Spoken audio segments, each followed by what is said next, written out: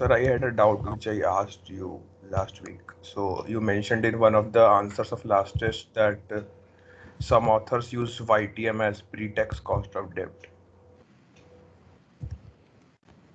Yeah, yeah.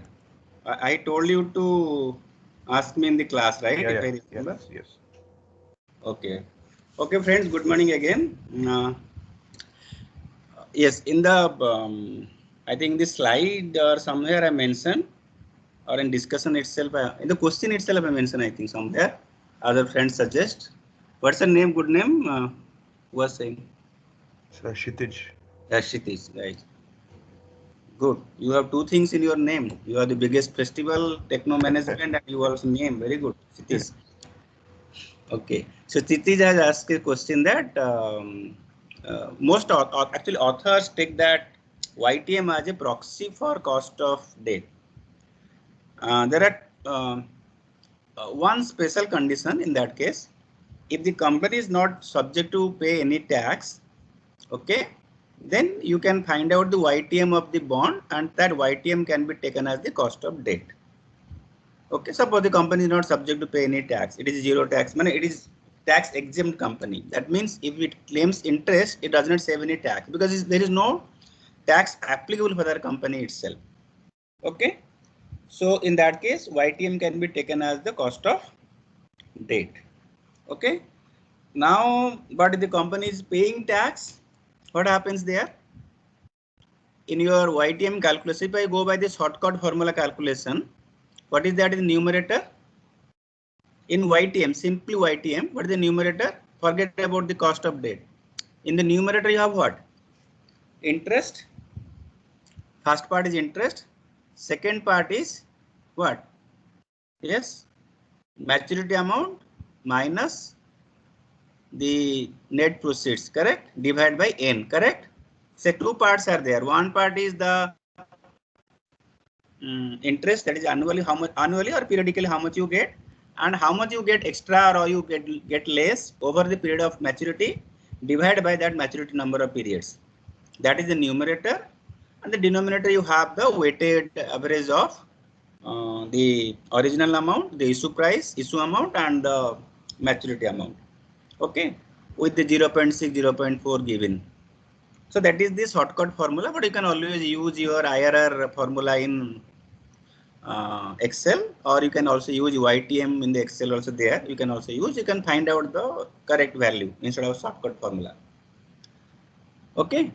Now the question is that in the numerator, you have two components. So when you go for cost of debt calculation, because in interest you are going to get some tax benefits. Suppose you are claiming 100 rupees interest. If your tax is 30%, you actually claim that your tax will go down by 30 rupees. That means effectively you will be paying 70 rupees. So your numerator, instead of 100, you write 70. You write interest into 1 minus T. Okay. Now, and then you find out the cost of debt. It can be taken as the cost of debt as well as YTM, etc., whatever that may be. Okay. Now, then what happens? In the denominator, you are multiplying 1 minus T only the one component. Otherwise, what happens if your YTM is there? Directly you find out from YTM, you also directly multiply 1 minus T. Right? YTM for the investor point of view, and then you multiply 1 minus T. But if you do in this manner, you multiply 1 minus T only the interest component in the numerator. Obviously, both the things will give different values. I do not have that board here that I cannot explain you. Maybe I'll just take a time for Excel, or let me write just a minute.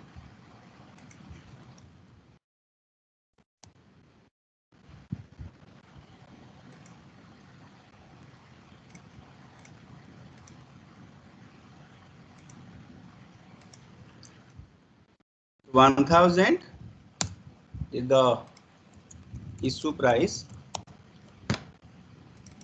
then maturity amount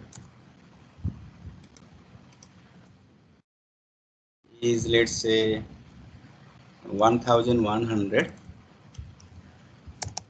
Then maturity period is, let's say, 8 years, and coupon is, let's say, 12%. Tax rate is, let's say, 30%. Okay. Now, what is my YTM, by the way? If I go by simply from the investor point of view, what is the YTM? If I use the shortcut formula, what will be that? Can somebody tell me what will be the numerator? Yes, Kitish, you can tell me. Numerator will be what? 12% into 12% into 1000. Okay. Issue price, let's say at par. 1000 rupees face value, and plus maturity amount minus the issue price or proceeds from the bond divided by number of years. That is your numerator. Okay. Right. Then I keep in the bracket. Then what I do, I multiply 0.6 into what? This one plus 0.4 into which one? This one. So that is 12.74%. 12.7%, because anyway you are paying little more, na? That's why. Because you are paying 100 rupees extra at the time of maturity. That's why it becomes 12.74. What has happened?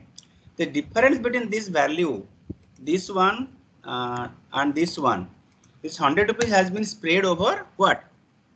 In the entire life of the bond assets. So in the to the interest, every year you are adding now how much? 100 by 8. So you are adding how much in the denominator? 100 by 8. So along with 100 rupees to 120 rupees interest, you are also adding 12.5. So 120 plus 12.5 whole divided by that weighted average gives you 12.74%. Okay. Now, when you come to the company point of view, cost of debt, it should be like this, which is the best formula, into minus T, then into 1000. Okay. Then plus again 1100 minus 1000 divided by 8. Okay. Whole divided by what? 0.6 into issue price plus 0.4 into the maturity amount. Okay, so that gives me how much? 9.28%. Now, if I directly multiply with 1 minus T, 1 minus T, I am getting how much? I am getting 8.9%. So there is a difference as such. So my point was that you can directly take this possibly. Okay, that is just to make a quick calculation. Okay, now under what circumstances can this be taken? This one, this is your YTM as per investor's point, from the investor point of view. What happens? I told you that every year you are claiming, you are spreading 12.5. In fact, there is a provision also with income tax allowing that if you are going to pay something extra to your bond holder at the end of the maturity period, that is going to be an additional payment for you. So that amount you can spread over its life, and you also can get the tax benefit. Then effectively you get tax benefit also on 12.5. In that case, what happens? If you multiply 1 minus T into 12.74, there is no problem. So what I do here in this particular thing, what I do, I again multiply 1 minus T. Let's see. Denominator, I multiply 1 minus T to first component interest as well as the difference component. Let me see what is happening. Oh, maybe some error I did. There must be some, I have to see that. Okay, but wouldn't in this 2 by 1 minus T हो जाएगा ना? So for example, the C9 component So C9 is the coupon. So on that, if you multiply out the bracket, Just a minute, just a minute, just a minute.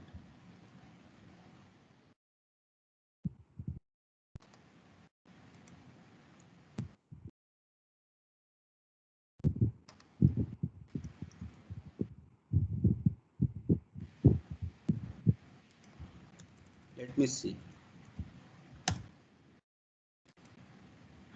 Okay. So you got 8.92% also. I multiplied 1 minus 2 at the outside should not be done. Actually, you should have done multiplied with the difference only. You can see. So both the things have given same answer. So if you do that, YTM into 1 minus is not a problem as such. Assuming that whatever extra that you are paying,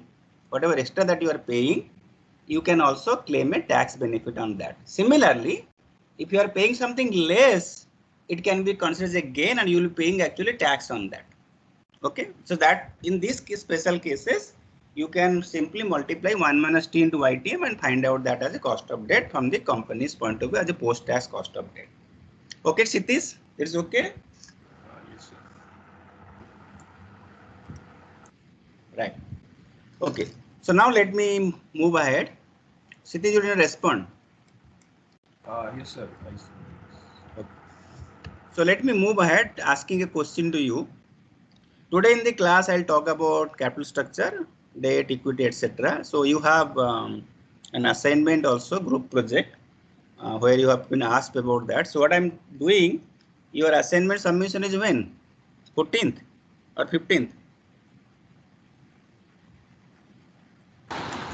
please make it 15 if it's good. Now, what is the presently? Presently 14 or what? 14. Okay, no problem. I'll make it 17th. So that you do, because you are discussing now, you do that. Is okay? Good or bad? Good. Too good? Good, sir. Good. So even if somebody has already done, you can always rework. You have got more time there. But I want you to do a good job. So I do not want you to hurry up. You have some other assignments, etc. also. So do a good job of that, and all of the group members please participate in that activity. So that is 14th or 17th. It doesn't make any big difference for me. Okay, I'll do that.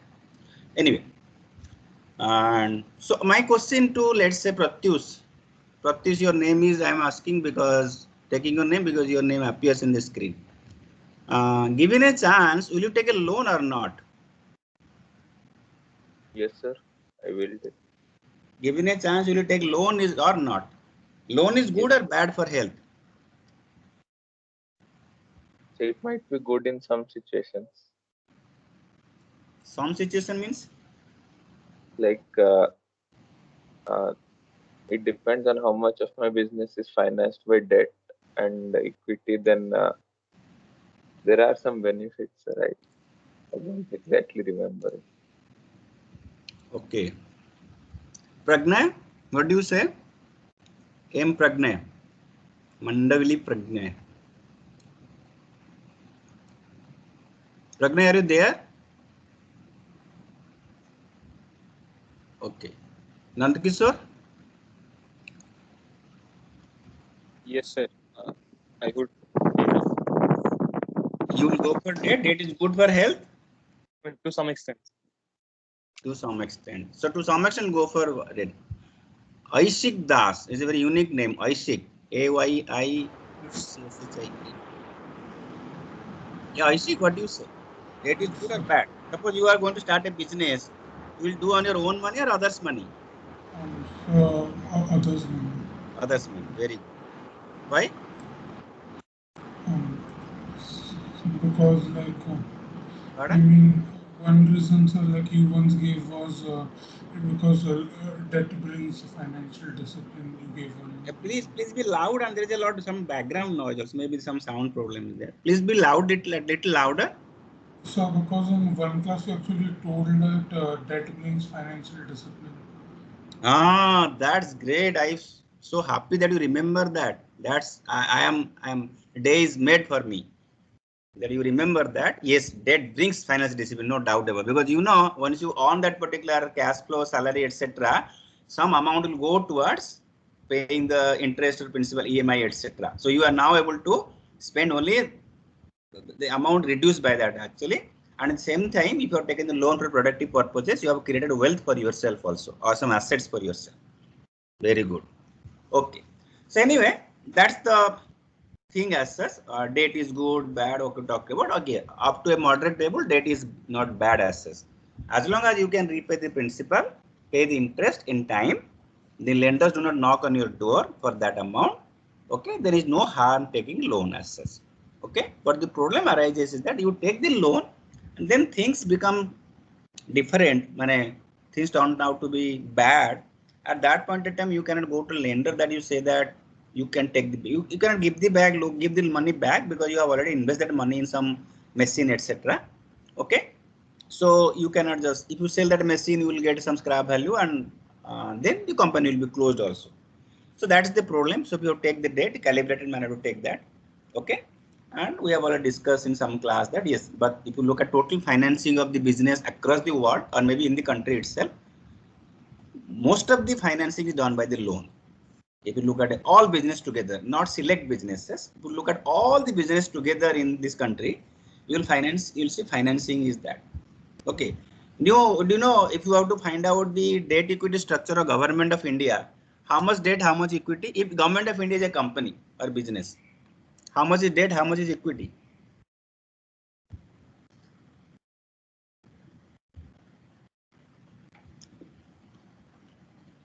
How much will be that?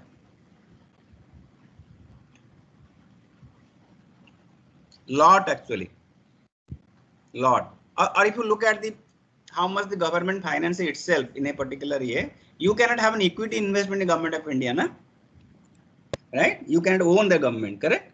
But you can always lend to the government. You can always be lend to the government. Government of India comes with government securities, guilds or G6. You can always invest directly or indirectly with that, and you can. That means you can say that I have given a loan to the government of India. Forget about government giving me something. I have given to them besides the tax. All right. So now what I do, let me talk about certain concepts like leverage, operating leverage, financial leverage with the spreadsheet. Okay, already that spreadsheet is available in the Google Drive folder. I just explained there. I'm not going to type the figures again. So let me share that screen. Sorry, not this one.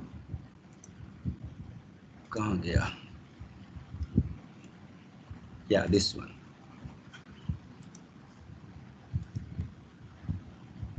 Okay, so let me go to this one. So there are two companies, company 1 and company 2.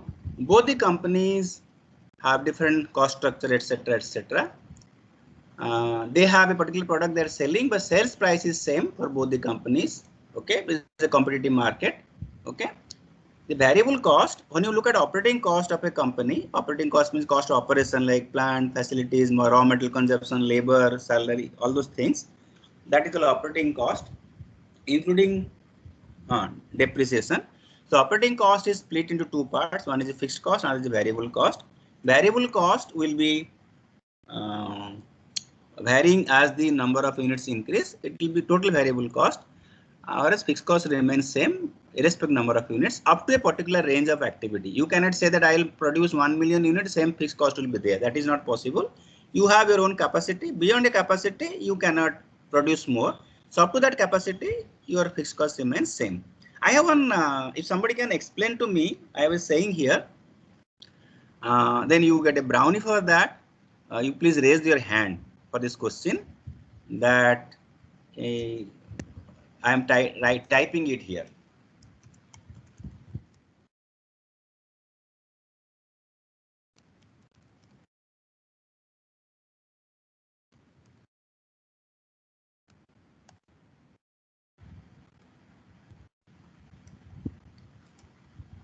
Let somebody raise the hand and explain this.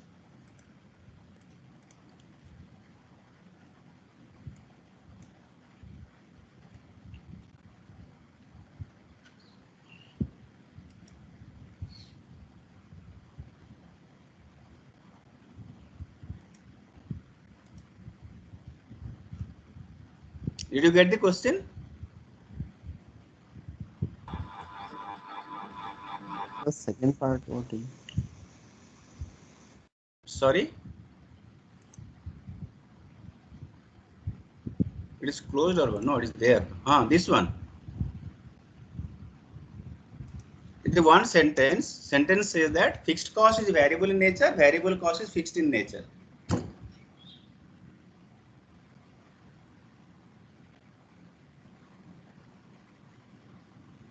Can somebody tell? I have seen Shibam, Abhyug, Viraj. Okay, let me give the chance to Viraj first. With permission of Abhyug, I think Abhyug you are the first. No, Viraj was the first. I don't know. I don't need to who raised the hand. Shibam was the first. Shibam was first. Okay, Shibam.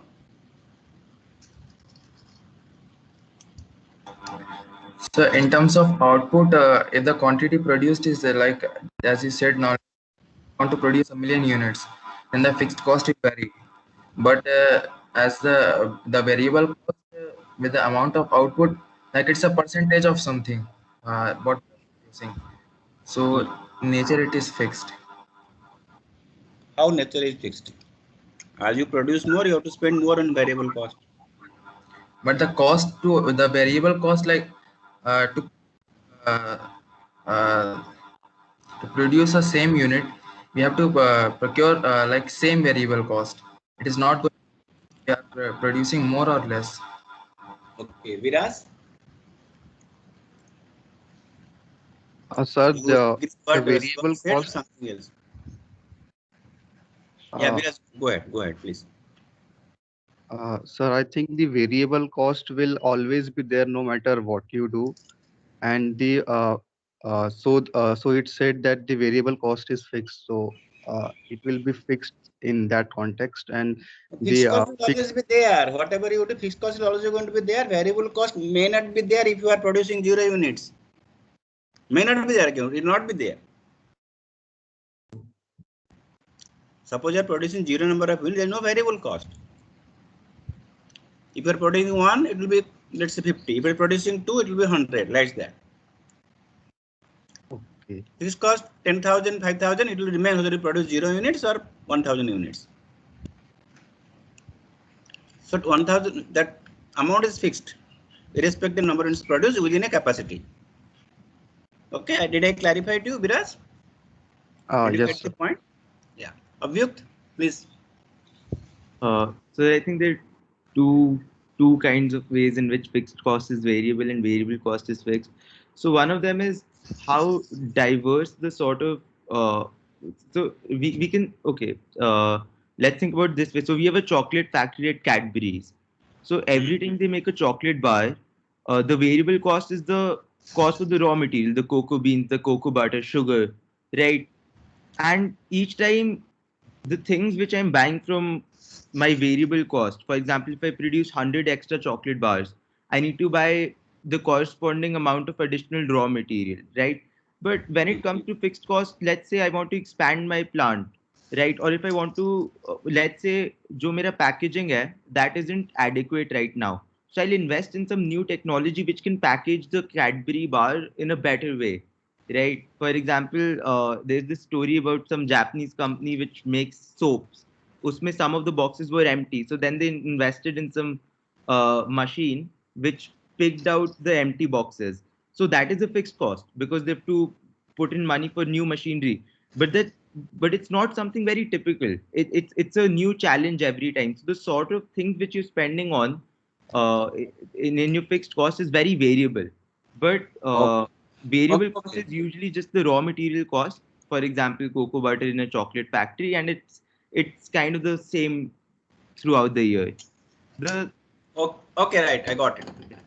So Abhyukt, okay, you got very good example as such, but the brownie goes to Shivam.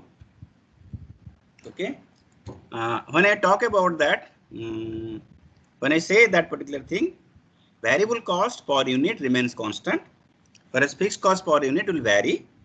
Because when you are going for packaging unit you are talking about, that means your entire activity has changed. It is no more the same activity. In the same activity is there, you have fixed cost given, no other change as such, no other charge in production facility. That is a different setup. You don't talk about that. The cost structure itself will change. Okay, with a given cost structure, you are given certain fixed cost, certain variable cost per unit.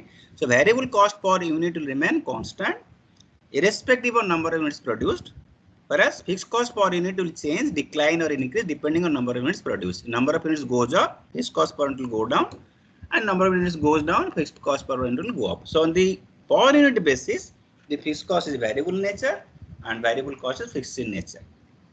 Okay. Shivam, right? It was Shivam, right? Shivam or Gupta? Who answered? Yes, sir. Okay.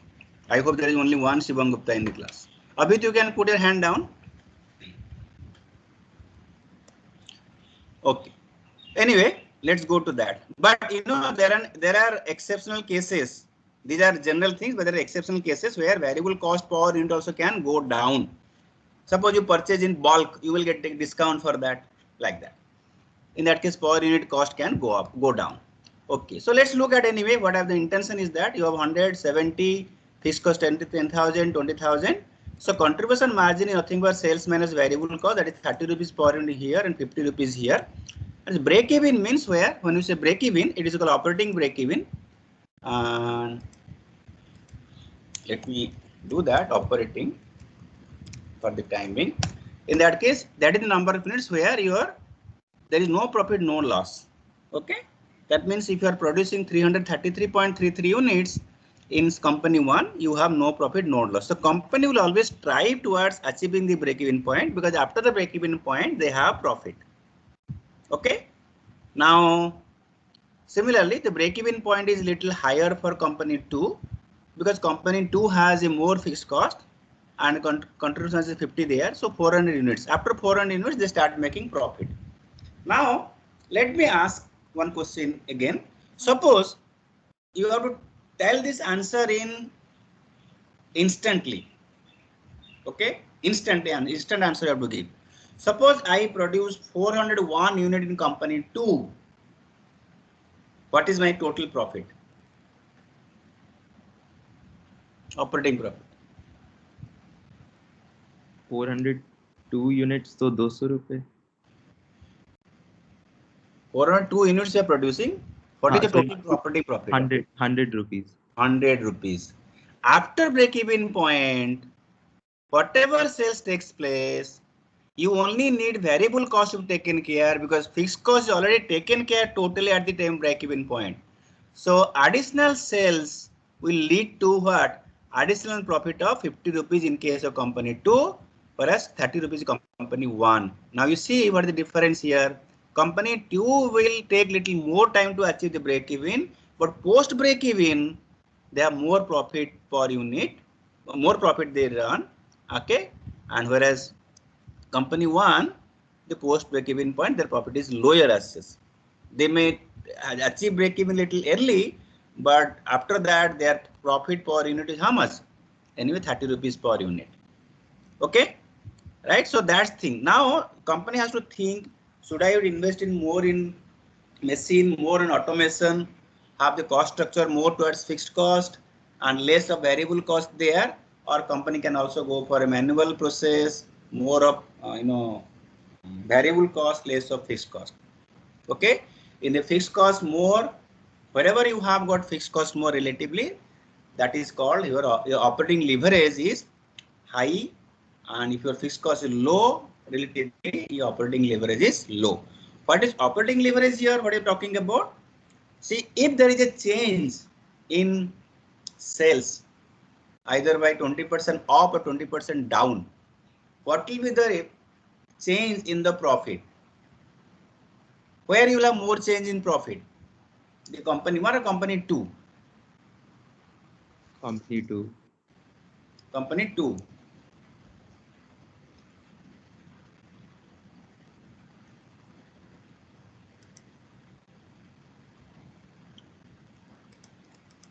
Company 2, sure?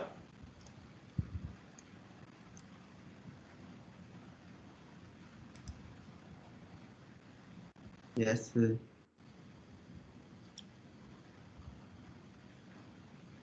Okay. So, Acha, there is something hidden here.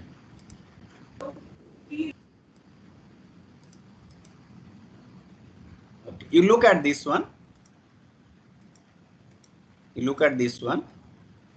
You have 400 units produced, let's say, instead of 500. Okay, so what happened to your profit before interest and tax? It becomes now 2000, but it is 0 here because 400 is the break-even point. Okay, similarly, you have 320 units, you see minus 400 minus 4000 profit now in case of this one.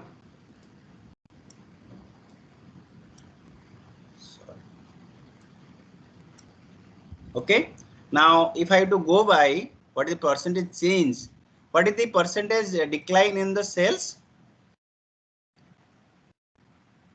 What is the percent decline in sales? Tell me.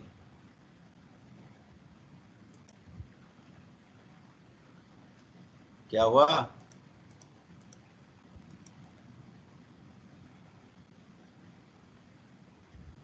Okay, let me hide this one. Okay. L12 into C.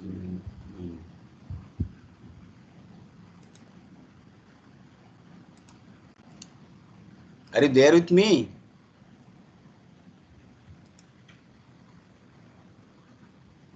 So can you repeat the question? Okay, forget about these things as per the timing. Let me just hide also this. Sorry.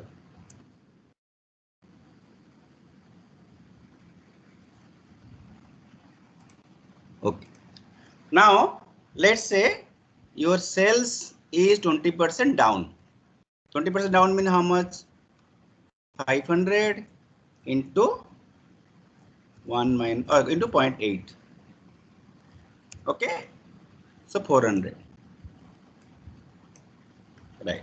What my profit PBIT then in that case? 400 into sales price minus variable cost minus fixed cost. So it's C4 minus C5 bracket में नहीं आएगा. Right. Minus fixed cost. Okay. Right. If I do that same thing, I can drag it. I think it comes to 0. Okay. To avoid 0, let me say that. Let me say that 9%. Okay. Now, what is the percentage change in? So, percentage change in revenue is how much? But how much it took? How much it took? 10%. Okay. Okay. So 10%. 10% means actually minus.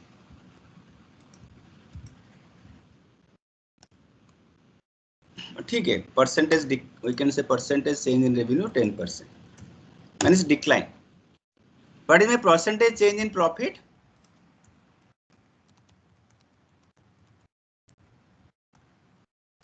What is my percentage change in profit? 30%. Profit is this or this minus this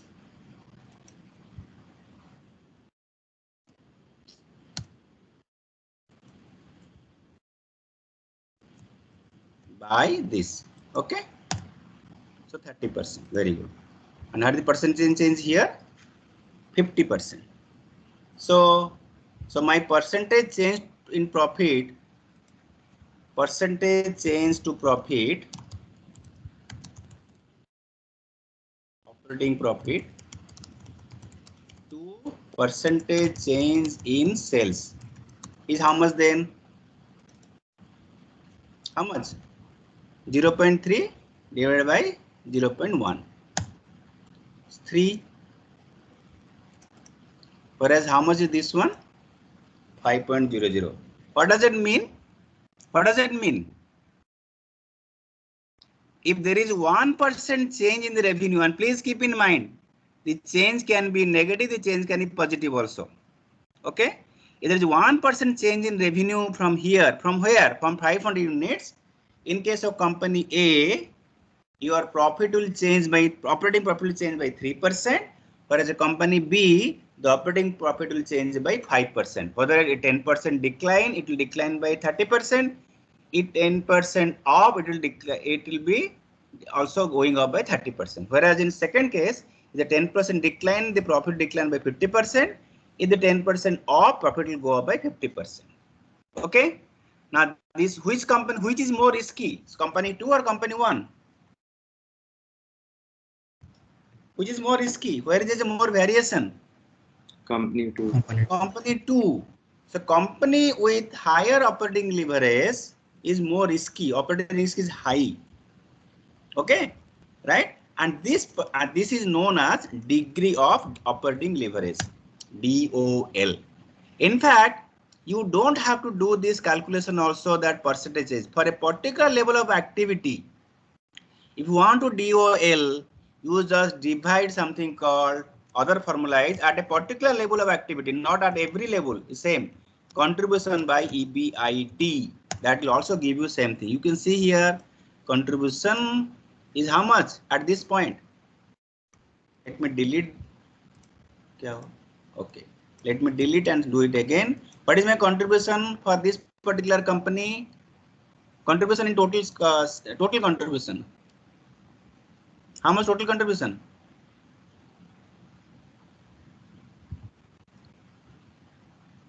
$30 into 500. Yeah, 30 into 500. Just what was there? C18. Oh. Yeah, contribution already there. So contribution is 15,000, 25,000. Contribution to EBIT is 5,000 and 5,000. You can see 3 and 5. Whatever you got here with the percentage change, same thing also can find out here. That's called contribution to EBIT. So if you are given something is given as a, let me ask quickly here. Let's say that. So contribution by EBIT can also be infinity if EBIT is 0. Same why nahi aayega na? It becomes ill-defined. So then it won't be the same. It is ill-defined. We don't talk. That's why I avoided that. But 3:5, this ratio is just came in this case because EBIT was the same for both the firms, which might not necessarily be true. No, EBIT is same for both the companies at that particular label. When the label changes the label, if you change the label, it will be different. EBIT is same? No, that is not same. Where is same? In this case, no, no, can't. Oh, here EBIT is 5,000. Yeah. Okay. At 500 units level, both the company have same EBIT, but different operating leverage. Okay. Okay. So sales is 1 lakh. Variable cost 30,000 and fixed cost 20,000.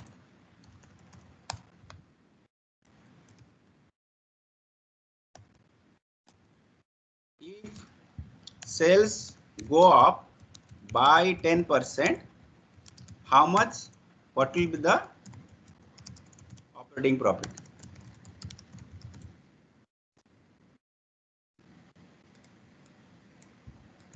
Tell me.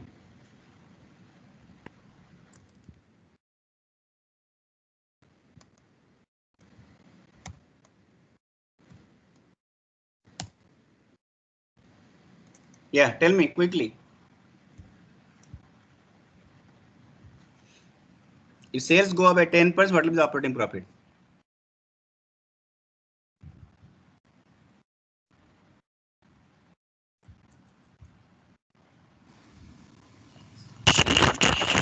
Sales 70,000 into 1.1 plus minus 20,000.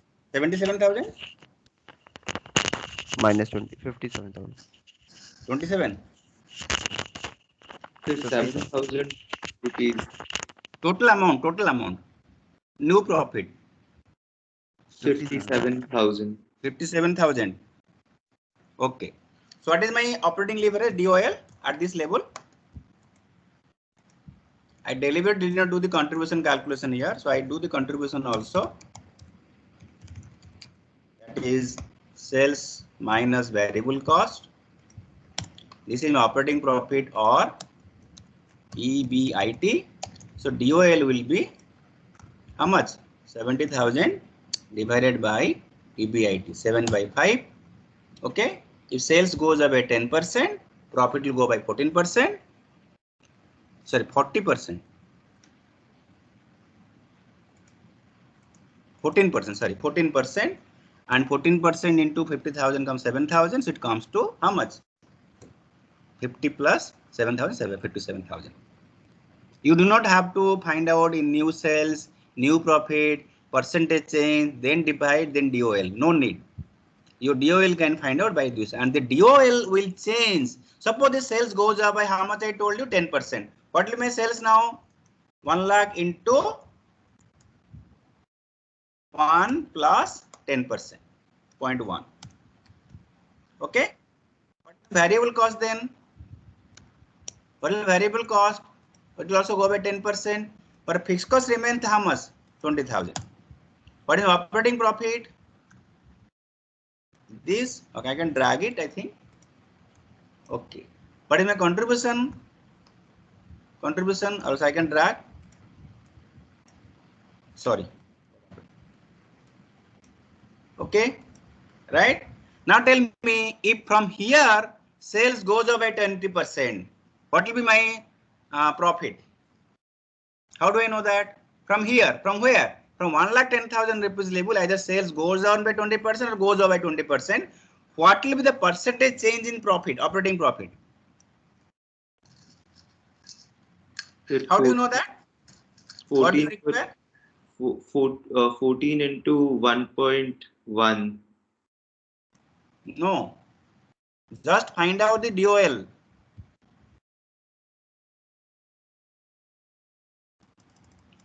Just find out the DOL at this level.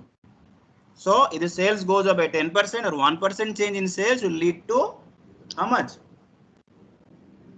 13.5% change in the what? Profit. So as you scale it up, your DOL will come down. Okay. So beyond a point, you will not be able to get the benefit of your operating leverage, because after some time, when you have large scale of production, your fixed cost become very small per unit. In that case, all the cost looks like a variable cost. You know, when all the cost looks like a variable cost, what will be DOL? Tell me. If the entire cost is a variable cost, what will be DOL?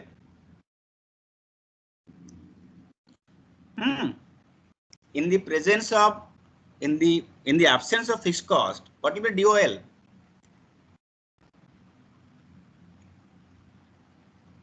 There is no DOL. DOL doesn't make any sense.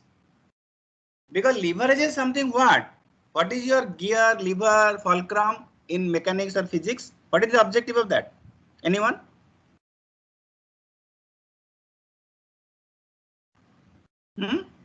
What do you do with that?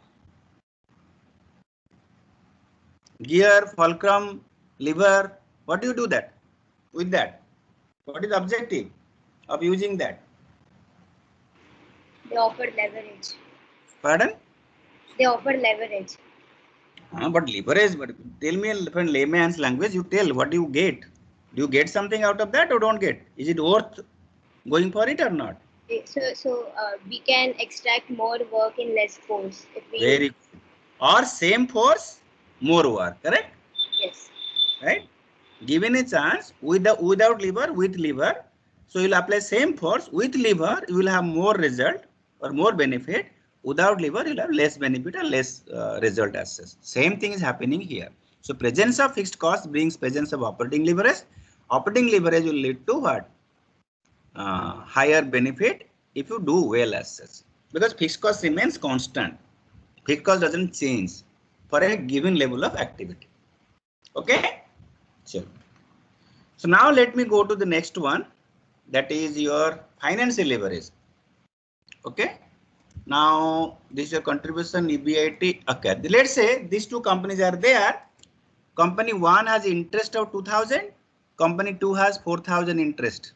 Okay. So what is my profit before tax? 5,000 minus interest, PBIT minus interest gives me 3,000. That is profit before tax. Whereas profit before tax for second company is 5,000 minus 4,000. That comes 1,000. Assuming there is both the companies are subject to 25% tax. So they pay 750 and 250 rupees tax respectively. And profit after tax comes to 2250 and 750. Okay. Right. Now what happens if you invest in more debt? What will happen? Suppose given a capital structure, you have option that total money required is 1 lakh rupees, and you have option to go for equity of 70,000 and debt of 30,000 versus equity of 40,000, debt of 60,000. Okay. What will be the implication of this particular ratio value on the income statement? One option is that equity of how much I told 70,000, debt of 30,000. Another is called equity of 40,000 and debt of 60,000. Right?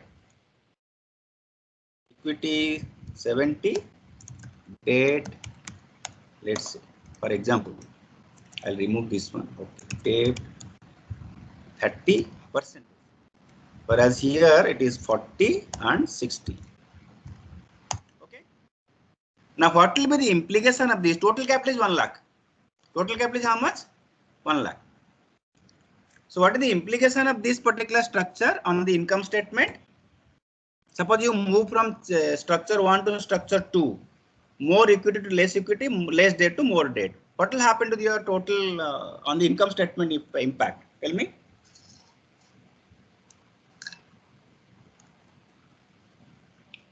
Yes.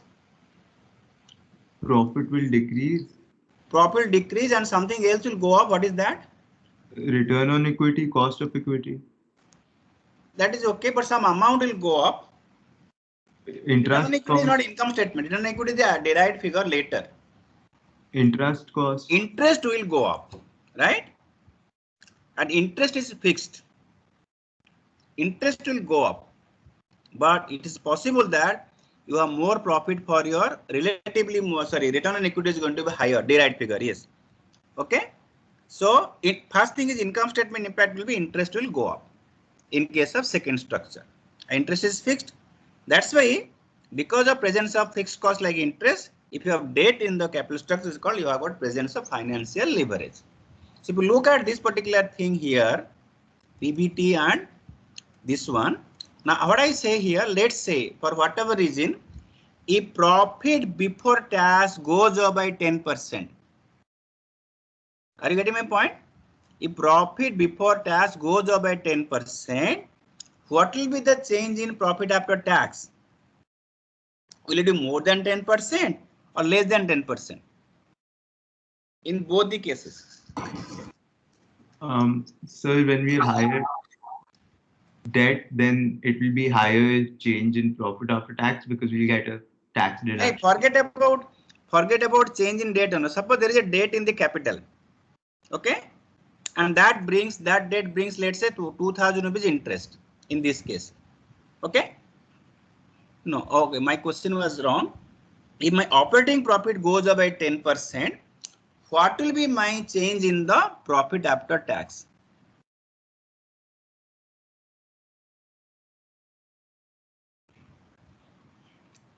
If my operating profit goes up by 10%, what will be the percentage change? I mean, more percentage change or less percentage change in my profit after tax? 7.5%. 7.5%? I think it will be same. No, it will not be same. So EBIT will remain the same. Okay. EBIT will go up by 10%. Your interest will go up by 10% or not? Tell me.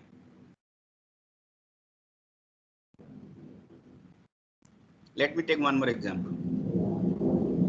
Okay, here itself I can take. Let's say, the company has interest. Interest is, let's say, both the companies 1,000 rupees. This company has, let's say, 1,200. What is my PBT then? What is my PBT? You have to do the EBIT, na? Oh, EBIT already there though. So what is my PBT then? EBIT is how much? 50,000. Okay, let me change this figure. No, this is what changed, na? This is okay. So this is 10% off. What is the PBT? 50,000 minus 10,000, 40,000. What is my tax? Assuming at 30%. Let's assume. What is my tax then? 40,000 into 0.3. What is profit after tax? 40,000 minus 12,000, 28,000. Okay. Now the EBIT is increasing. But if I drag this one now, say. Okay. Is it okay? Is there any mistake? I don't think so. When the sales is going up 10%, your contribution has gone up anyway. Your EBIT has changed from 50 to 57. How much percentage change? 14% change is there. Just a second, I'll take this. I have to take this call. Ajay ji, I'll call you back. Okay? Class.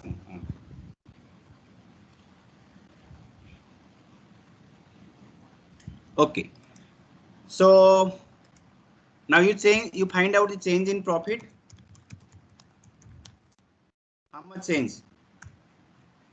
32 by 28 minus 1. How much? How much change? And what is change in EBIT?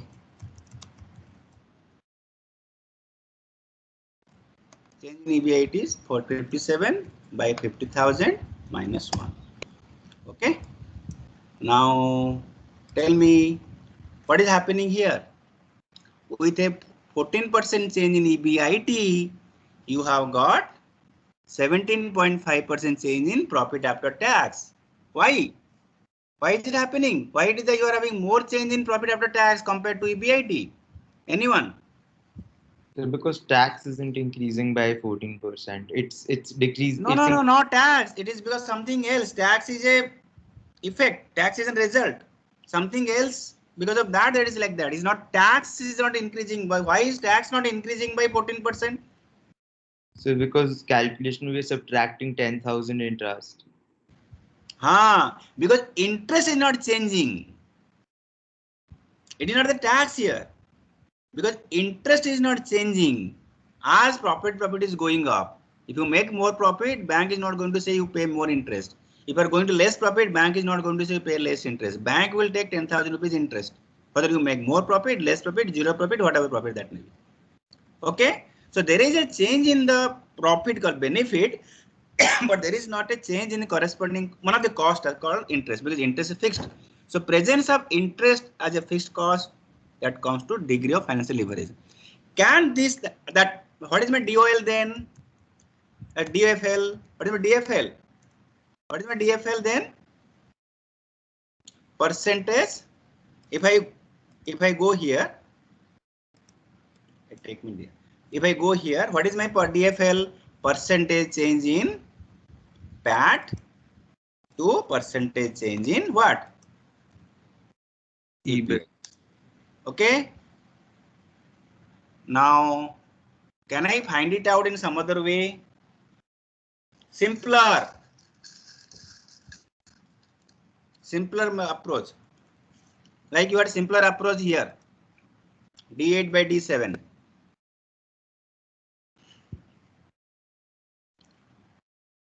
Can I do that? Okay, let me see. What is my EBIT? EBIT kahan gaya? This one. By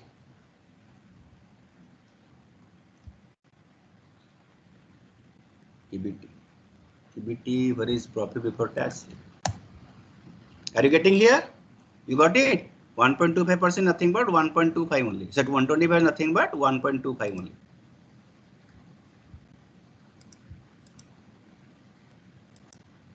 You got it here? So you can also find out DFL by direct approach. Just divide. One is what? EBIT divided by EBT. That is 1.25. Now, if I ask you, now my question is, okay, 1.35 is here anyway.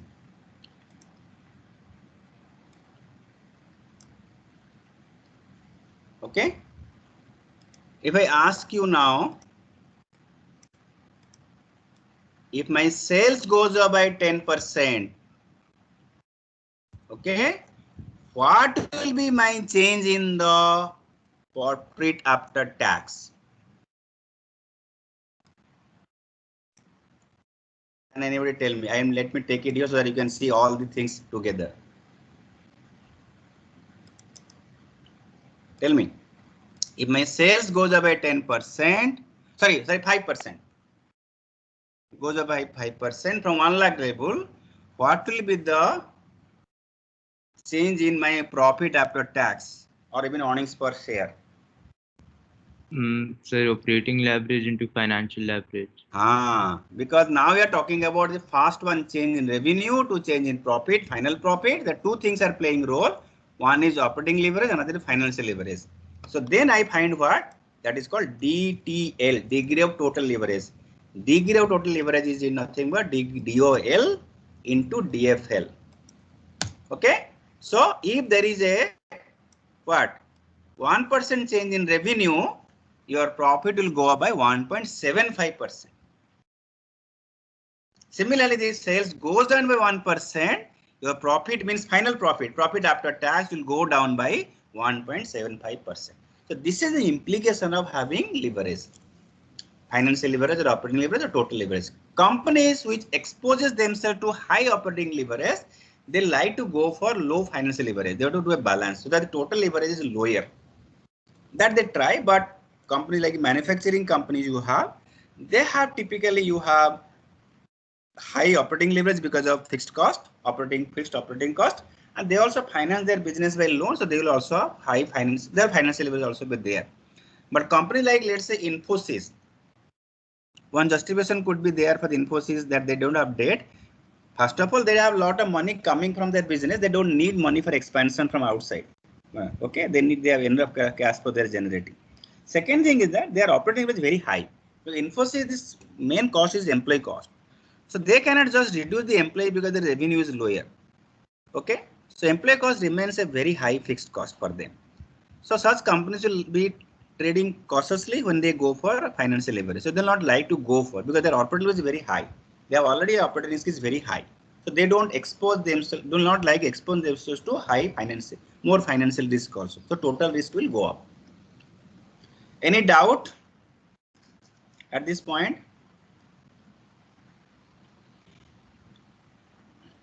No doubt. Very good. Okay, let me go to one more example here. One more thing. There are one company. There are two financial structure. For the time being, it is 0% tax. Plan 1 is 13,000 shares and 1,30,500 debt, which carries 10% interest. Plan 2, 10,400 shares, and you are going to 2,43,600.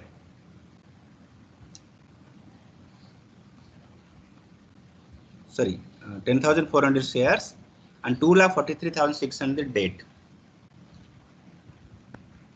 Okay, number of shares should not be in rupees, that is a number only. Sorry. I don't know rupee, how to remove this rupee here. ठीक है, जो हो गया. Google spreadsheet is a problem. Tax at 0. Okay. Now EBIT is 65,000. Interest is this much. This is this much. 51, 40, 60, 3.9 and 3.90. Difference is this. Okay. Now you may go for something. What will be the plan? Which plan we should go as such? Or let me take one more example for this. If I have an example, I'll see. So if you look at anyway, let's complete this example. 65,000 is your earnings before interest and tax. Your interest is 13,500, 10% of this 13,050, 10% of this, whereas it is 243 into 600 into 10%, 24,360. Earnings before tax is this much. Tax is nil because the company doesn't pay any tax. Okay. Let's say company pays 20% tax.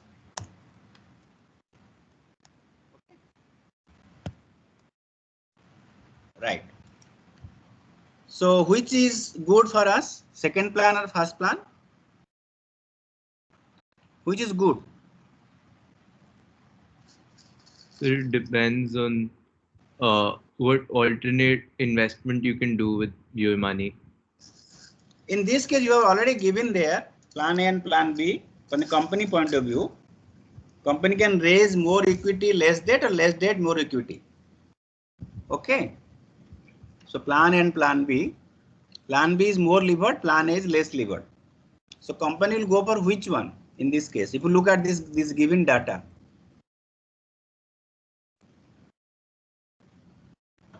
Sir, plan A. Plan A. Why plan A? Sir, because earnings per share is higher, and so stockholders prefer that. Yeah. At the end of the day, owners get more benefit by going for this particular structure of 3.1969 earnings per share. Okay.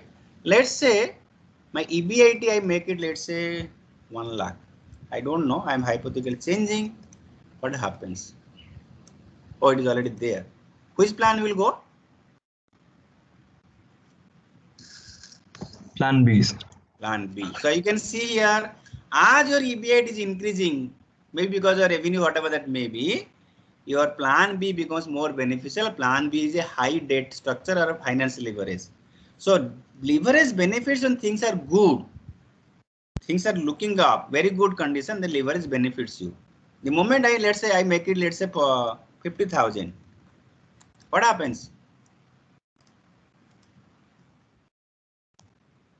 You can see here now, plan A is more beneficial, not plan B. Okay, right? Now I can also find out, you can also find out what will be the level of EBIT where both the plans you will be indifferent between. What will be that?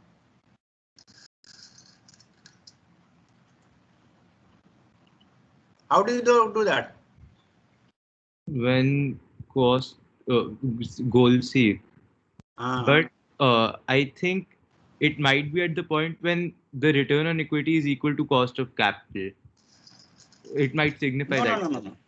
My question is that, well, same means EPS is same. That is my question. If I have not phrased the question properly, let me say No, I've understood that. So you said when will EPS be same? Ki kitna EBIT hona padega so that EPS is same, right? So I think we are using GoalSeek to find it, but I also think that it's the point where return on equity would be equal to the cost of capital. That you will see in the subsequent discussion. As of now, let us focus on this. Okay. So when I talk about this, that is called break-even EBIT or indifferent EBIT. Indifferent EBIT, that EBIT at what level your EPS is same in both the structure. So you can always go by GoalSeek, or if you manually are going to do, you can just put the formula. What is my formula for earnings per share? If I put in if I type that in formula, in text, what is my earnings per share formula?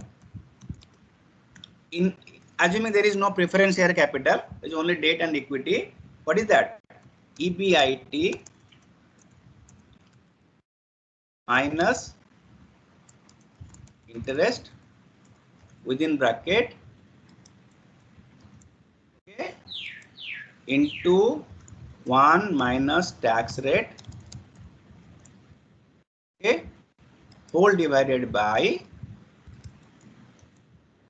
number of equity shares. Okay, my earnings per share formula.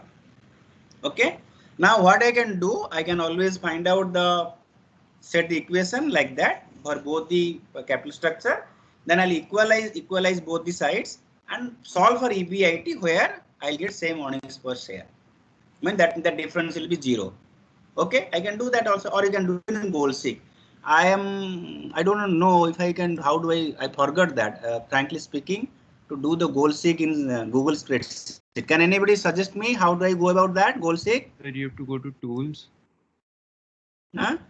Tools. Tools. Tools No, data. not हाँ. tools And or data. इसमें basically you have to add in a plugin. It takes not a lot of time. That's right.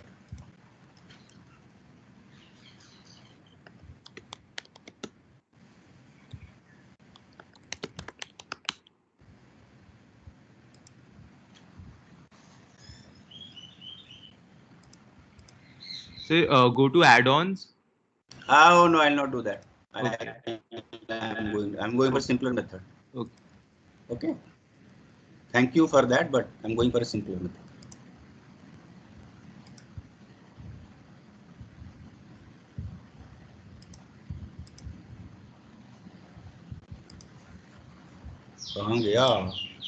This one, na? Okay, sorry. You are able to see the screen? No. You can see now, na? Excel. The same thing I've done in Excel. So what I do here, difference is this. So I go to goal seek. Sorry. I go to data. I go to what if analysis, goal seek. This one set to what? 0 by changing this one. So it comes to 69,600. So at 69,600 EBIT, you will be indifferent between plan A and plan B. Okay. Now what we can do, we can draw a graph of EBIT vis-a-vis earnings per share for both the plans. And wherever both the graphs intersect each other, that point is going to be 69,600, where earnings per share is going to be 3.48 rupees. Okay. And if you draw the graph, we have to find the range of EBIT, range of EPS for that. Then you can draw that for both the plans. We can draw that also. Okay. And that means if your things are going to be good, then you go for plan B. If things are going to be bad, relatively, you could go plan A. But the problem is that you cannot change your capital structure plan just like that, because things are good or things are bad. Okay. Chalo. So please try to find it out, this 3.48, by solving it manually using this particular formula. Okay. And equalizing both the sides, plan A as well as plan B, and find out 3.48. Choice is up to you. You do manually or do goal seek. Choice is up to you. Okay, we should know what is the concept per se. Okay. So let me just.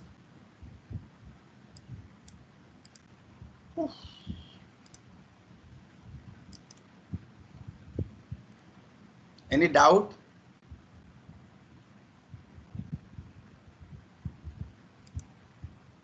Any doubt? No doubt.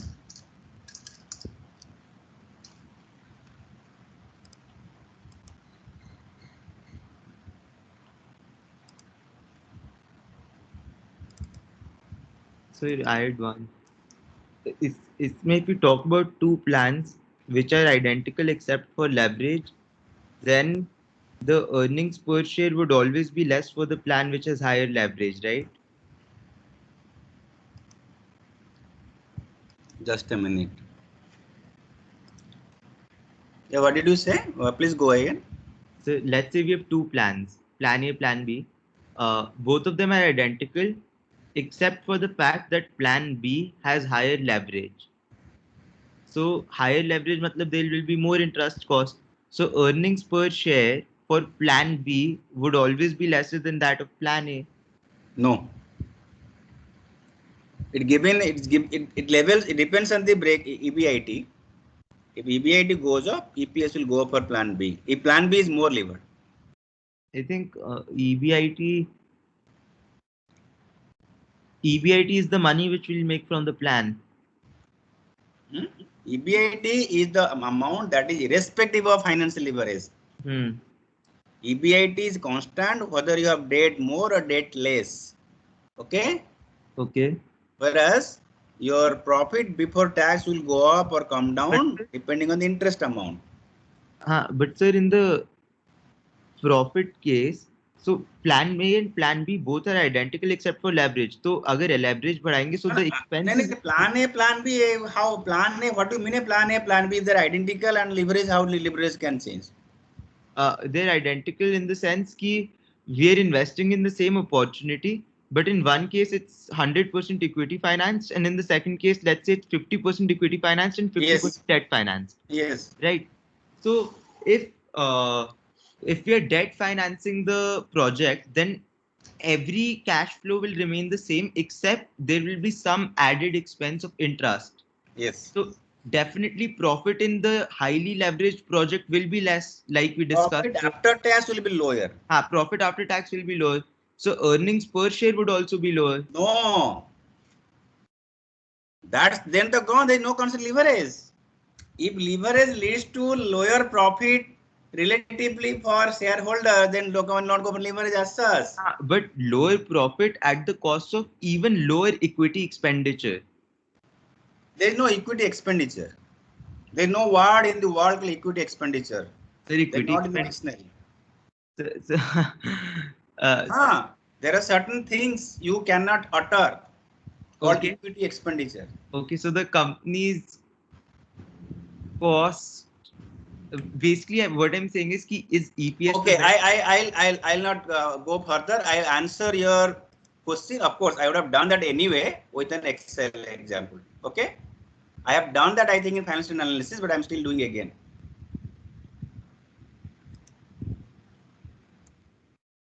Okay. Company A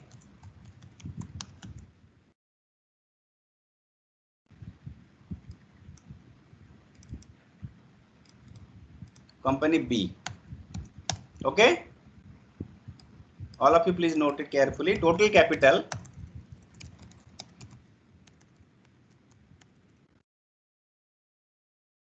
is 20 lakh. Let's make little small figures.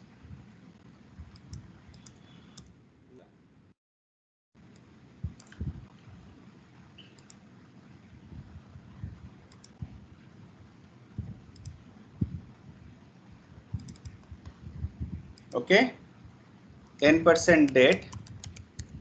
Here 1 lakh. Here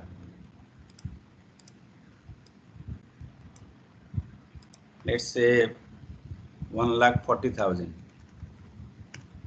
Okay. Sir, this is a different example from what I was saying. No, I am not giving the full example till now, so don't rush. Let me first give the example for the class, then you come back that time. Okay, Abhyut? Yeah, yes, sir. Yes, sir. Okay. Sales. Let's say I'm giving hypothetically same. Variable cost. Let's say both the companies are same.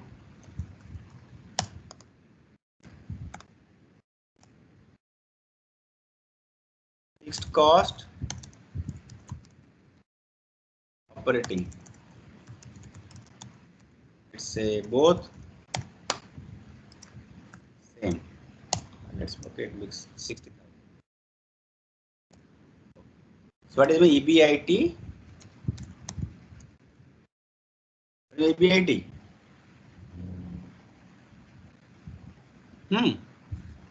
So what will be equity? Sorry, what will be equity here?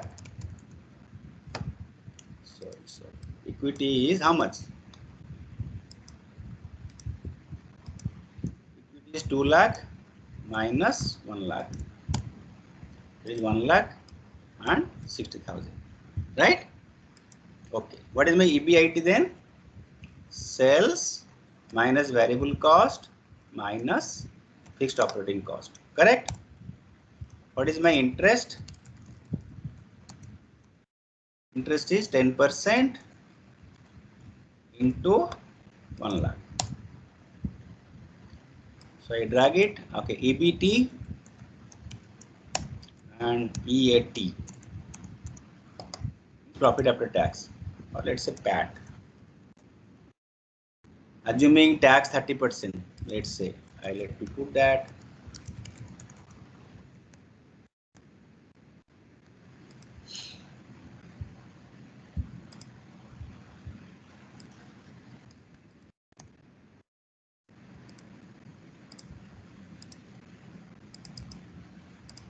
Okay, so what is my EBT? Oh, only this much interest. ज़्यादा ही पैसा हो गया. So profit after tax into 1 minus tax. Tax कितना है? 30%. So I hope I drag it. It should give the same. And not a problem. Let's me see that. Okay, 88,200. So what is my ROE?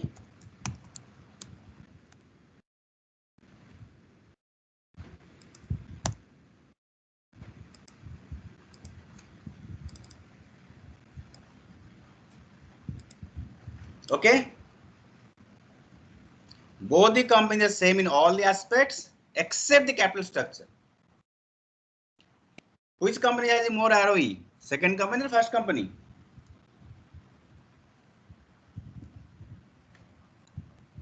Tell me, anyone? Second one. तो नहीं EPS निकालो ना. This is exactly. निकालता हूँ ना EPS. Equity अगर 1 लाख है, मान लीजिए face value is 10 rupees. Okay. हाँ.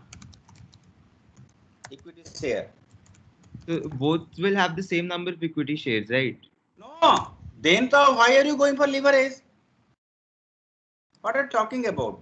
I'm saying ki if both the companies are the don't same. Go by that. If you are going for more debt, go by less equity. Less equity means number of shares will be lower. More equity means number of shares will be higher. So what is my number of shares? Equity by face value. Okay. I thought that. What is my Ruko?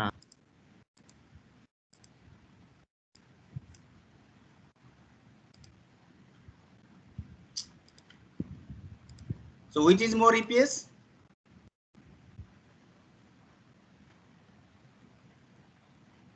Which is good? EPS wise also. EPS wise, ROI wise, both will be same answer. You cannot different answer. Okay? You cannot assume same number of shares when you go for more amount of debt. Then if you go for more amount debt, shares remaining same, the total capital itself will change. Then this condition will remain same. In this case, what is happening?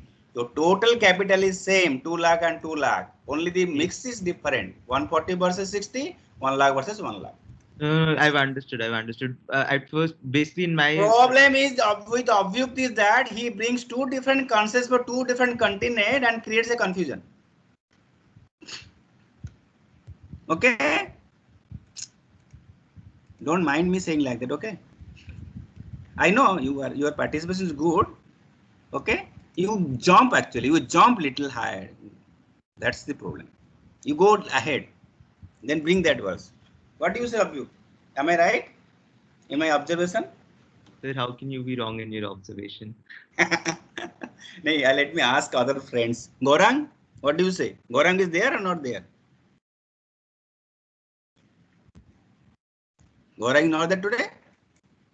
Very bad. Let me ask the CR. Fatma? Guncha or Fatma? What should I call you?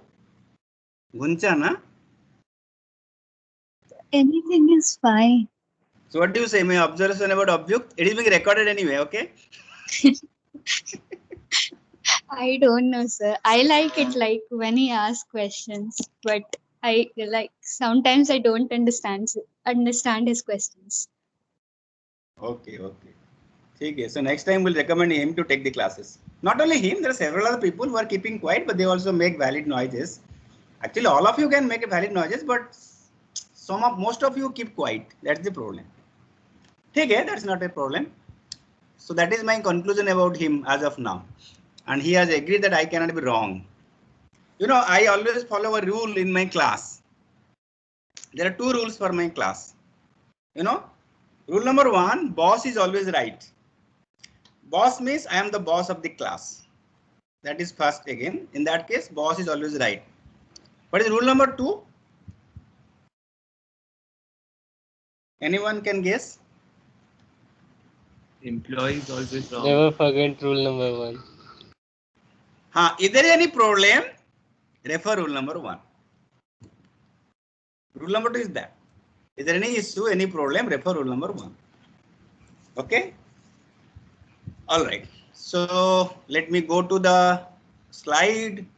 I don't know how much we'll study, right? Very important chapter called buyback, share, dividend, etc.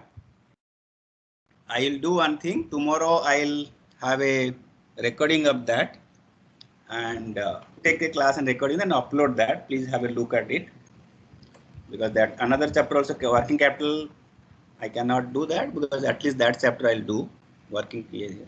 Okay, so please have a look at that. I don't want you to attend a class. Today is the last class for all practical purposes, but I'll do a recording of the dividend video, all this thing maybe tomorrow morning, and upload that in the Teams itself. In fact, I have the last year class recording, but I don't want to do because there is student participation is there. Okay, let me go to capital structure quickly.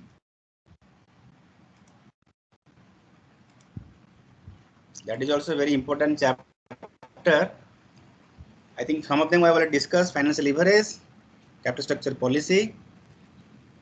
So financial leverage, cash flow, all this you have discussed. Cost of equity look at.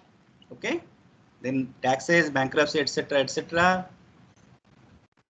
And is there anything or bankruptcy process? What are the steps? Of course, these steps are in the context of US market.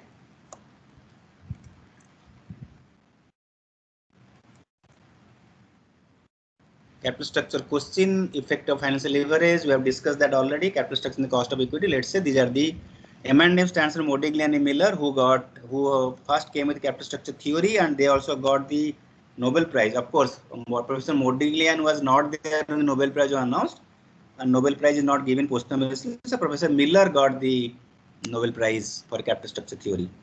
They developed this theory in 50s or 60s. They got the Nobel Prize in 1990s in the economics area. And you know, if you look at the Nobel Prize, history of Nobel Prize and the profile of these people in the economics Nobel Prize, what is the background, you know? What is the basic background? From where they might have come from? Which subject might be interesting for them, their background? Anyone? So maths. Maths. Mathematics. Mathematics, okay. Anything else? Physics. Physics. Okay. So many people now, they have gone from, you know, physics to finances. You will find, if you look at the background, their basic education will be physics, like that. Okay. Later, of course, now you will see people in economics area. Okay. Right. So, for example, Professor Abhijit, you know, who got the Nobel Prize, right? So he is from which area? Economics, right? So that way. So my point of saying that, I always see a Nobel laureate in the class. You are all bright students. If some of you show interest in finance, go for higher studies, do further studies, all those things. So I will not be surprised if I'm alive by that time to say that from this class somebody is getting Nobel Prize in economics. Although your basic degree is BTech, some mechanical, chemical, or civil, something like that. Okay, I wish that. Chalo. So let me go back to the slide. Yeah. So I'll not talk about this restructuring, etc. Yes, we are talking about changing the capital structure, debt versus equity or equity versus debt. It says that firm can increase the leverage by using debt. You have already talked about that. If you go for more debt, you have more leverage. Okay. You can hear chirping sound from the birds. Can you hear that sound? Yes, sir. Yes, sir. This is good, na? Pleasant. I hope you are not. I can't do anything about that. Okay, There is a nest. I cannot disturb that. So anyway. Okay. So first thing is that you talk about the primary goal is to maximize the stakeholder wealth. Stockholder wealth means you have to maximize profit per shareholder, maximize EPS per shareholder, and share price will reflect that in the capital market, because the high EPS capital, the share price may go up. That's the expectation. Similarly, and you can also remove the overall cost of capital, because cost of capital is taken as a discounting factor. If you look at the value and discounting factor of function, if you look at your time value of money, value of security, value and discounting factor as if WACC is a discounting factor, if WACC goes down, value will go up. So one can always plan towards going for lower weighted average cost of capital. And since cost of debt is lower than cost of equity, because equity is more risky, debt is less risky comparatively. So cost of debt is going to be lower compared to cost of equity. As we move towards debt, you will attach more weight to the lower cost capital, that is debt, cost of debt. So that overall cost of capital will go down WACC. So with leverage, what happens? WACC goes down. If WACC goes down, remaining the same, cash flow remaining the same, value will go up. That is the logic. Debt goes up, WACC goes up. So WACC goes down. WACC goes down, but cash flow remains same. So WACC goes down, cash flow remains same, value will go down, value will go up. Okay, that's the simple logic as such. Okay. So we'll talk about effect leverage. If you have already talked about the Excel spreadsheet, then look at that. Okay, I do not want to say what happens to EPS. We have already seen that how EPS is changing with change in the leverage as. So you have talked about the previous exercise as such. Okay, I'm not showing this another Excel here. Okay, so it is in a summary of that Excel as such. One Excel that author has given the textbook. So ROE changes from 6% to 20% in the present capital structure. When you go for a new change in the new capital structure, ROE changes from 2% to 30%. So that means there's a proposal whether you should go for a new capital structure or not, from the current to the new assets. So you can see from ROE point of view, should you go for it or not? Current one, 6% 20% variation, whereas proposed one 2% 30% variation. But only thing is that yes, more leverage in the proposed model is more leverage as such. Your variation is 2 to 30 under different circumstances. Okay, that means EBIT changes from X to Y to Z.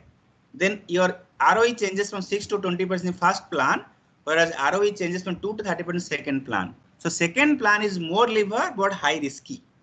Similarly, earnings per share will also be varying to a greater extent from 0.6 to 2.00 versus 0.20 to 0.3.00. I'll take 10 seconds break.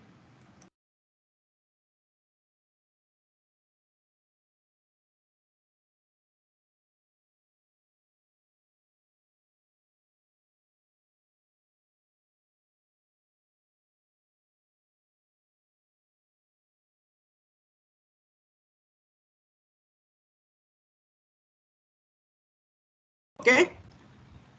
So when the financial leverage increases, your variability increases. Variability in EPS and OROE. So financial leverage brings more risk to the company as well, business assets. Okay. With leverage is a denomination of X, sorry, indicator of risk. More the leverage, more the risk for a company as well. So the operating leverage, the financial leverage for that matter. Okay. We talked about that. Under find the EBIT where EPS is same and both the circumstances. That is called the break-even EBIT or indifferent EBIT. Okay, that's what as such. Okay. Now, yes, the general conclusion is that if your expected EBIT is less than break-even EBIT, the financial plan with low leverage will be beneficial in terms of earnings per share. If expected EBIT is more than the break-even EBIT or indifferent EBIT, the financial plan with more debt in the capital structure, debt or more levered financial plan is going to be beneficial for the shareholder. That's what the point is. Okay, this is what has been calculated here. So in this example, whatever that textbook is there, break-even EBIT is something is 5 lakh. At that you got 1.00 earnings per share. Both the plans are. So this is the we are talking about. In the first plan, you have no debt. In second plan, you have debt. EBIT minus interest. And there is tax is not here. It is assumed that there is no tax in this particular exercise. So that's why you don't have multipliers 1. Even if because your answer will be same as such. Okay. EPS will change, but your answer will be same. That 5 lakh will be the answer for this, right? Now, if you look at, yes, financial leverage depends on the company's EBIT. EBIT relatively high, leverage is beneficial. We will discuss about that. Okay, and leverage increases the ROE to ROE also and EPS also, but shareholders expose them to more risk if you have got more leverage also. There is no doubt about that. Because if there's a fall in the EBIT, the fall in EPS and profit after tax is going to be very substantial. The fall in EPS is going to be more than in percentage compared to fall in the EBIT. If got a more financial risk. That's we discussed in the in DFL calculation. If DFL is 1.5 means what? What is the implication of DFL is 1.5? If there is 1x% fall in the profit before interest and tax, there will be 1.5x percentage fall in the profit after tax. So that way, more financial leverage is more risky also. You become more sensitive to changes in the EBIT. Okay. Right. So this is something else also because of the impact of the financial leverage has both an expected on equity. So capital structure is an important thing to discuss about. That's what they feel. Because you can see that because of leverage, your benefit for the shareholders is more. But theory says something different. The Modigliani Miller said, no, you cannot increase the value of the company just by changing the capital structure. If the firm's cash flows are given, risk is given, overall risk is given, your value of the firm remains same. So they have used a concept of homemade leverage. With the concept of homemade leverage, they find out that yes, you can change it, you can change the capital structure, but you have a mechanism in the market which will now counterbalance the benefit for the company, even if it is having a leverage benefit or leverage in terms of wealth for the shareholders or the value of the company. So they say value of the company is same irrespective of leverage. That's what they argue to start with. Let's look at.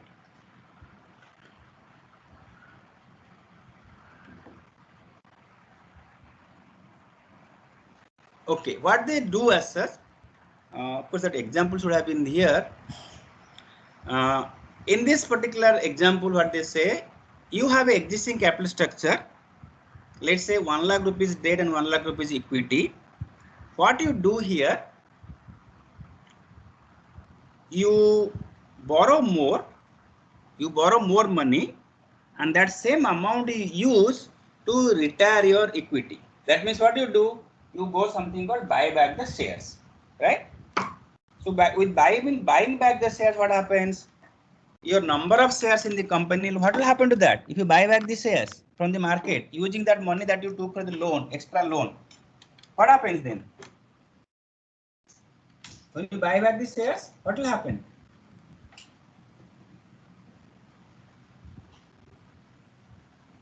Yes? Price will increase because demand's high. The price will increase or not. Price may or may not increase, but what will happen to company's capital structure when you buy back the shares? You are issuing debt to buy back this, take the money and buy back the shares from the market. Okay, price may increase, decrease, but whatever price you buying back the shares and your equity will come down, na? Your equity comes down, your debt goes up. So what happens then? You become more levered or less levered? More levered. So because more levered, it is argued that because more levered, you will have more benefit to the shareholders. Earnings per share ROE will go up. But the authors argue that same thing can be done by the investor also. What the investor can do in this case, investor can also buy some extra 100 shares. Okay, would require the investor to take a loan of, they will also go for some loan. And if you see that, investors will also get the same benefit by making something called homemade leverage. Okay, so you are not going to have the wealth, extra wealth, etc., for the company for a long time, because the same thing can be done by the shareholder also. Okay, look at this one. So recession expected and expansion here. Earnings per share is given 0.50, 3.00 and 5.50. Right? Now earnings for 100 shares comes to how much? For somebody who has got 100 shares in the company, what is earnings total? 0.5 into 100 comes to 50. If there are three conditions: recession, expected and expansion. Okay, and what he has done, 100 shares, the price is given as 20 SS, and original capital structure and home and leverage. What happens in proposed capital structure is this one. Now in the with home and leverage happens. Actually, I should have given the book itself. That book, the text should have been taken because I am not able to get the data. That's the confusion. I should have seen that. So if you look at earnings per share is 1.25 rupees, 2.5 rupees, and 3.75 is the new thing as such. And you earn as a shareholder, how much you earn? 200 into 1.25, 250. But you have borrowed also 2,000 rupees, like the company has borrowed. So what happens there? So when you borrow 200 rupees here, and that 2,000 rupees, and that money you have used for buying the shares as such, you will get some earnings for the shares, but you also have to pay the interest. So 250 minus 200 comes to 50, 300 and 550. So this is an example of something called home-made leverage. Okay. So with the home-made leverage, what happens? Your proposed capital structure and the original capital structure gives you same benefit for the shareholders. Okay. So the benefit is going to be, net benefit is going to be same. Your value of the company cannot change. That was the argument of Modiglia and Miller. They explained that with the concept of home-made leverage. Home-made means investors can borrow or lend like the company. Okay, but there is a problem there. There is a problem which I later criticized, that the borrowing rate, lending rate for individuals cannot be assumed to be same for the corporates. But there is a difference, whatever you say. Corporates will be able to possibly borrow at a different rate, maybe lower rate compared to the individual. But the assumption is that the borrowing rate for individual and company is one and same. If that assumption doesn't hold good, then this particular theory or capital structure theory does not hold good. But anyway, capital structure is part of economics. Economics, for that you have to have a lot of assumptions as such. That for economics, a lot of assumptions are there. Okay, so what they did, they derived two things from the theory. One, about the farm value, two equations are there. And they also found out a framework for the weighted average cost of capital. Okay, what they say, the value of the farm is determined by the cash flows and the risk of the assets. Whether the asset is financed by debt, equity, or mix of that does not matter. Overall value of the farm remains constant. How is the finance? Because it is a variable in the cash flow which depends on assets of the company. My machine will not operate faster if I finance the machine by debt or equity. My machine will operate faster depending on my efficiency, company's efficiency. It will not run faster because I have taken the machine on loan. Machine will run faster if a demand is more for my product. That's the simple example as such. Okay, right? If change in farm value is there, change in the risk of the cash flow. If the risk in the cash flow is changing or cash flow itself is changing, then the value can change. If those things are constant, value of the farm will remain the constant. Overall value of the company, irrespective of debt or equity. That's the argument. But anyway, later they realized some follies were there in that particular thing. So they found out, they changed it later also. But let's see what they say. They say no taxes, neither corporate or personal tax, no bankruptcy cost. Then similarly, all those things. The case 2 they talk. Okay, we'll go for case 1 to start with. Case 2 they have assumptions, corporate taxes, no personal taxes. Then case 3 they talk to okay, corporate taxes but no personal taxes, but bankruptcy cost taxes are there. Okay, we'll see that what is there. So proposition 1 they said, don't confuse. The proposition 1 is case 1. Case 1, case 2, case 3 are 3 different circumstances. Proposition 1 and 2 are the theory outcome of the theory. What they got 2 propositions. One for value of the farm, second for the work of the company. They got 2 propositions. So proposition 1 says that value of the firm is not affected by the capital structure. If the cash flow is not changing, value will not change. Second proposition is that WACC of the firm is not affected. Weighted average cost of capital remains same. Now tell me, before I go to the next slide, okay, when the cost of debt is lower, when cost of equity is higher, that is universal. When you go for more and more debt, what happened to WACC? Tell me. Should WACC go down or not? It Are you should. getting my point? Weighted average cost of capital is a function of cost of debt and cost of equity with associated weight.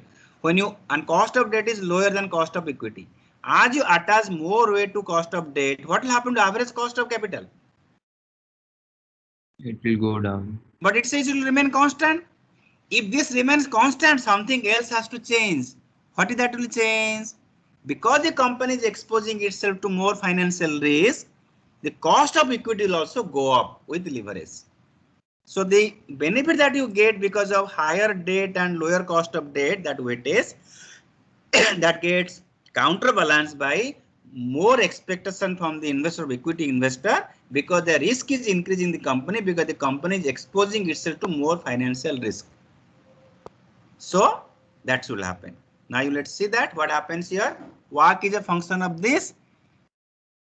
E by V is value of equity, that's nothing but D plus E.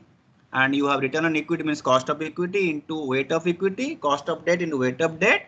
But what happens? Your cost of equity will change with this equation RA plus RA minus RD into D by E. As D by E changes, increases, your RE will go up. As D by E goes down, your RE will go down. But your weighted average cost of capital remain the same. If weighted average cost of capital remain the same, if I ask you one question that if my expected operating profit after tax is going to be 2,000 rupees for every year and my weighted average cost of capital is 10%, what is the value of the company? Tell me. 2,000 rupees expected profit, operating profit after tax. Maybe that is the same as cash flow and your WACC is 10%. What is the value of the company?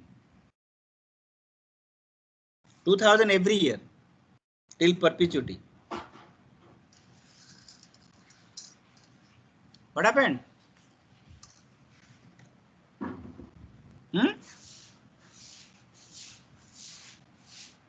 It is perpetuity, na? 2,000 every year, discounting factor 10%. What is the value then? A by R, na?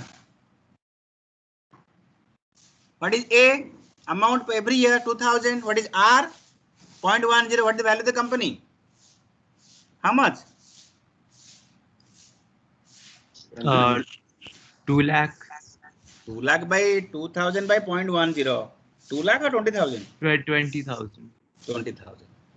So 20,000 will remain the same value. Okay? It will not change because WACC remains same. As it get cost of debt, as the debt goes up, cost of equity goes up, so WACC remains same. That is the argument they give for the case 1. Okay? This is the one. Cost of debt, WACC remains same, cost of equity goes up as debt goes up. You can see the equity has upward slope curve, cost of remains same, cost of overall cost also remains same. Okay? There are certain examples. Let me go to something else. You have, okay, you can have a look at them. Then, okay, you talked about something systematic risk you talked about, right? Capital asset pricing model. So risk on asset, any asset is function of risk free plus beta into risk premium, that is called RM minus RF.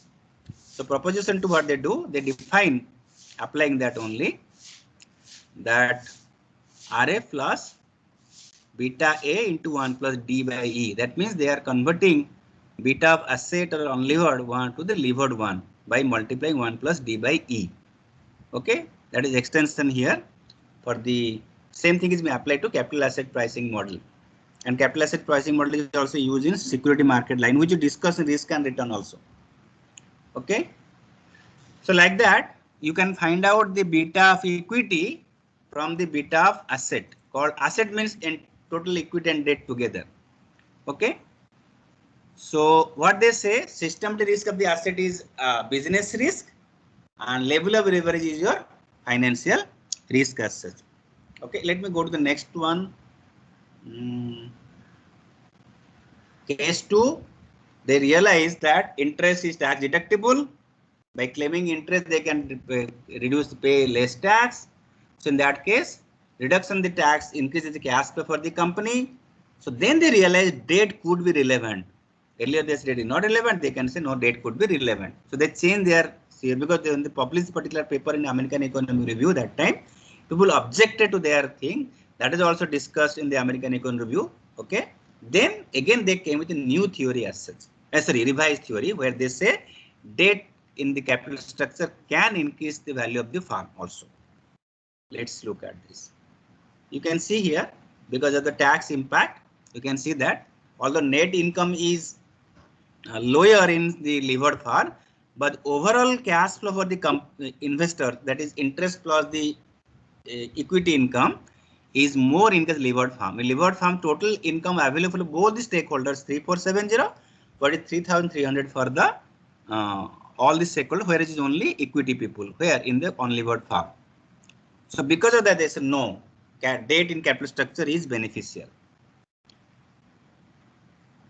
So interest tax shield. Now what I'll do, possibly I have to record 2 small videos then. One for this one and for another for this one.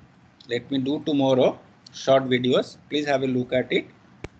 I am not in favor of having a class.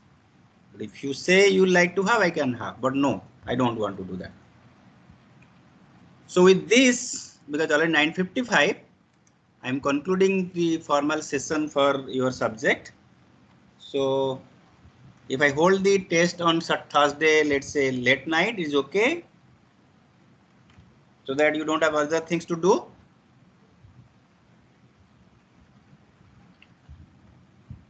Maybe let's say 9 PM.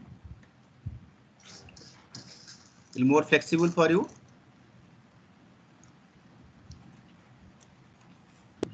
Sir, in the morning 8 AM. There is no consensus anyway. Okay, Ananya is always morning 8 AM. But you have to go through the video also before that.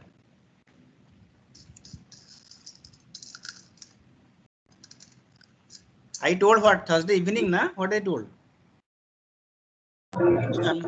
What is the announcement that day in the Teams?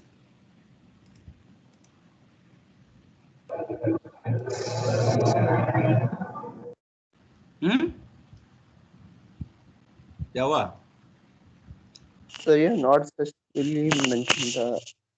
Oh, I didn't mention time. Oh, tentative I said, not okay. Okay. So take it. So how about afternoon, Thursday afternoon? I want to do it in the night only, late night. Okay, then So night. night I face network problem, Yes, very sir, much network afternoon and problem. night. Sir. 10 PM. That will better. वही करते हैं. No, You sir. have more time to prepare. No, Okay. sir. Sir, at night I face network problem.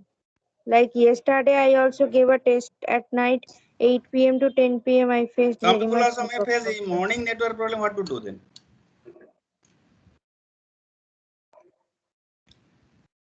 ठीक है. If you face a network problem, then I'll conduct a Viva for you. Okay.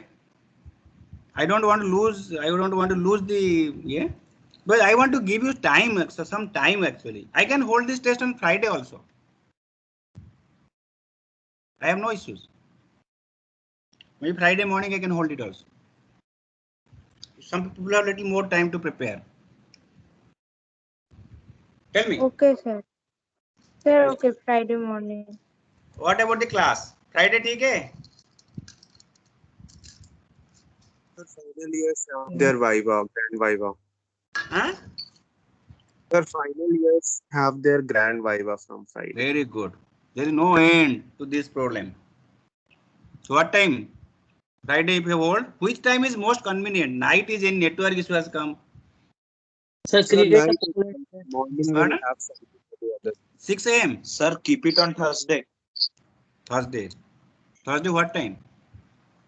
Night, sir. मुझे लगता है मुझे 2 test करना पड़ेगा. No sir, sir call create कर लेते हैं उससे. हैं क्या हुआ?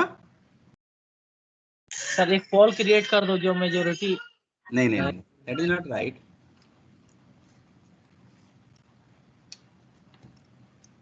The problem है if I discuss. Okay, let me say formally bye, then stop the video.